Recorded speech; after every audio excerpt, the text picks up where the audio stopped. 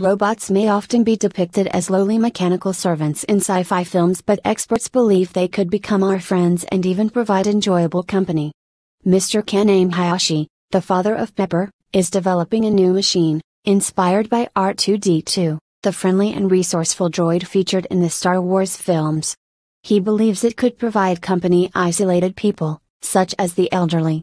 For a long time, Japanese scientists have been trying to create eerily human-like machines with a presence. But now it seems people think looks don't matter. The new robot will not be shaped like a human or even talk, designer Mr. Hayashi has said. If you ask whether you like R2-D2 or the talking humanoid C-3PO, 80% of the people say they like the nonverbal robot, Mr. Hayashi told the Financial Times. We want to create a robot that can carry out communication on the subconscious level. The concept will be similar to Star Wars R2-D2, or the BB-8 droid featured in the newest film, which does not speak but still forms a relationship with humans. He said the communication would be subconscious, instead of through talking. The new droid is expected to hit the market in 2019.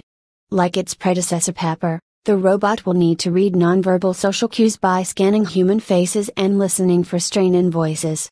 In Pepper, this data is run through an algorithm to calculate a person's mental state and it learns to please them. But Mr. Hayashi said it does not need to be smart enough to deeply understand human emotions or be designed to look like a human. Launched by Japan's biggest phone mobile carrier, SoftBank, Pepper is intended to be a member of the family and the first affordable humanoid, costing 198,000 yen. It has flashing lights and wheels, but asks humans questions about their feelings, such as whether they are stressed, to act like a concerned friend. By spending time with a human and learning what they like, the robot can make someone feel as if they are accepted and understood, its makers claim, even if the machine doesn't resemble a human. Many scientists are exploring whether robots could help look after isolated people. The potential is great for intelligent machines as the number of elderly requiring care is expected to soar in rapidly aging Japan in coming years, and companion bots, such as Sony's Aibo pet dog, have already been accepted in homes.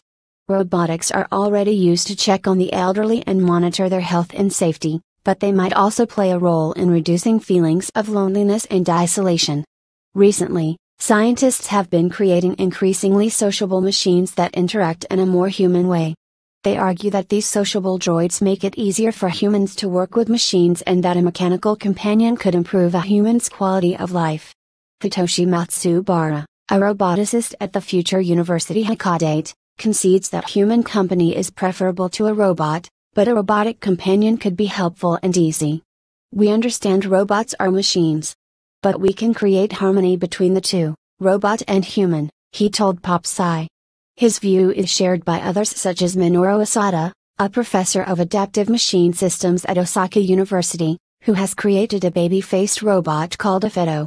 He is interested in how people use nonverbal forms of communication to form a relationship with each other and thinks that understanding it more would lead to more national human-robot relations. Professor Asada developed a new brain scanning technique that lets him track the emotional bonds that form between a mother and child in real time. It involves placing both participants in a machine and showing them each other's facial expressions on a computer screen. He hopes to learn whether the pair's brainwaves become synchronized.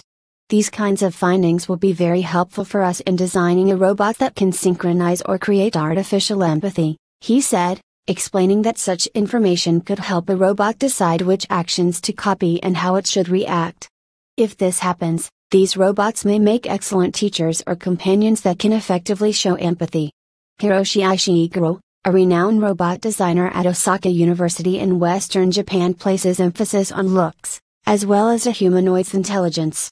He has created Geminoid F, a realistic life-size female robot, which cost $110,000 to make. She wears human clothes, has realistic-looking hair and eyelashes, and moves as naturally as technology currently allows. Dr. Ishiguro is known for his detailed creations and is fascinated by the uncanny valley, which is the sense of dread caused by a robot that comes close to human likeness but fails to fully achieve it, perhaps through jerky movement, or lack of eye contact. He believes it is a matter of time before the problem is eliminated, with the help of better actuators to make movements smoother, for example. He said, My goal is not just to create a humanoid but to understand the feeling of a presence. What is that? I want to understand what is a human, and what is a human likeness. And he thinks when this presence, or Sanzai-kan is created, they can be used to relieve loneliness and become our friends. Dr. Ishiguro believes such robots could be used as a medium through which distant friends and family could communicate, or even as an extension of the self.